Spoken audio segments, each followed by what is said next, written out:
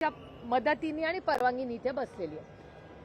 पीएमएलएचा कायदा हा ब्लॅक मनी म्हणजे काळा पैसा रोखण्यासाठी याच्यासाठी पीएमएलएचा ऍक्ट यूपीए सरकारने आणलेला आहे। त्या काळातली भाषणात काय पार्लमेंटमध्ये झालं आता हे त्या इतिहासात मी पडत नाही, पण पीएमएलए ऍक्ट आला। पीएमएलए ऍक्ट मध्ये असं लिहिलेलं आहे, हा तो पीएमएलए ऍक्टचा कागद आहे, तुम्हाला सगळ्यांनाच माहिती आहे, त्याच्यात काही नवीन नाही। Offences under Indian Pinal code 45 of 1860 त्याच्यात नंबर आहे 384 आणि 389। ऑफेन्सेस रिलेटिंग टू एक्स्टॉर्शन जे हा पीएमएलएचा शेड्यूल आहे त्याच्यामध्ये एक्स्टॉर्शन हे पीएमएलए मध्ये येतं।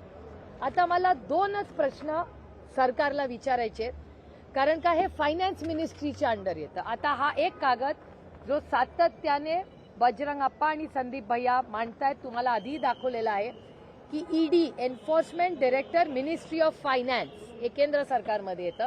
या कागदावर असं लिहिलेलं आहे, तारीख आहे 14/3/2022 साली वाल्मिक कराडांच्या नावाने हा कागद आहे। हा तुम्ही सगळ्यांनी कदाचित तुमच्या चॅनलवर पाहिलेला आहे। हा finance ministry government of India हा कागद आहे, त्याची ही नोटीस आहे, ही तुम्ही पाहिलेली असावीच मला वाटतं। हा झाला पहिला मुद्दा, हा पीएमएलएचा आहे। आता पीएमएलएची अनेक उदाहरणं महाराष्ट्रात झालेली आहेत आणि हा एक्स्टॉर्शन त्याच्यात येतं आणि आज वाल्मिक कराड हे एक्स्टॉर्शन मध्ये आज आहे। त्याच्यामुळे माझा एकच सोपा सरळ प्रश्न सरकारला आहे, महाराष्ट्र आणि केंद्र सरकारला, की वाल्मिक कराड जर एक्स्टॉर्शन अंडर त्यांची अरेस्ट झालेली आहे तर ईडी आणि पीएमएलए हे का लावले गेले नाहीत? Very simple it is.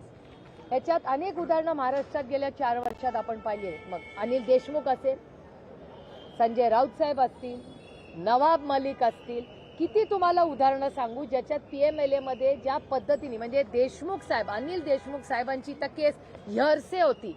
कोणीतरी म्हणलं माझ्या कानावर अशी गोष्ट आली, आजही कुठलाही प्रूफ नाही।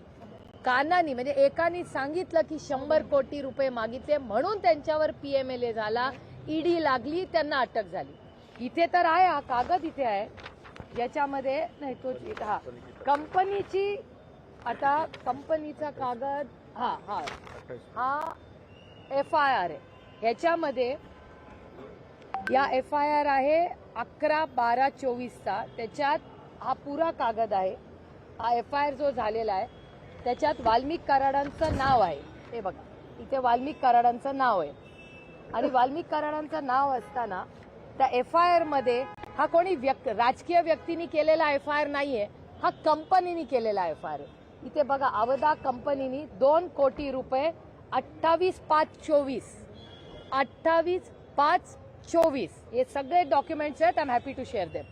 याच्यामध्ये म्हणजे तुम्ही विचार करा की खून झाला जेव्हा संतोष भाऊंचा, तेव्हा 2 दिवस आधी ऍक्शन झाली नव्हती जेव्हा पोलिसला माहिती होतं, आणि एक्स्टॉर्शन जेव्हा झालं ऑलरेडी ही ईडीची नोटीस वाल्मिक कराडांच्या नावाने ऑलरेडी एक्झिस्टिंग आहे, ही असताना जेव्हा ऑफेन्स हा FIR हे बघा ऑफेन्सेस ऑफ एक्स्टॉर्शन असताना, हे सगळं असताना हा जो FIR केला त्याच्यात ऑलरेडी 22 मध्ये त्यांच्यावर ईडीची केस आहे, नोटीस आलेली आहे, ही परत आहे।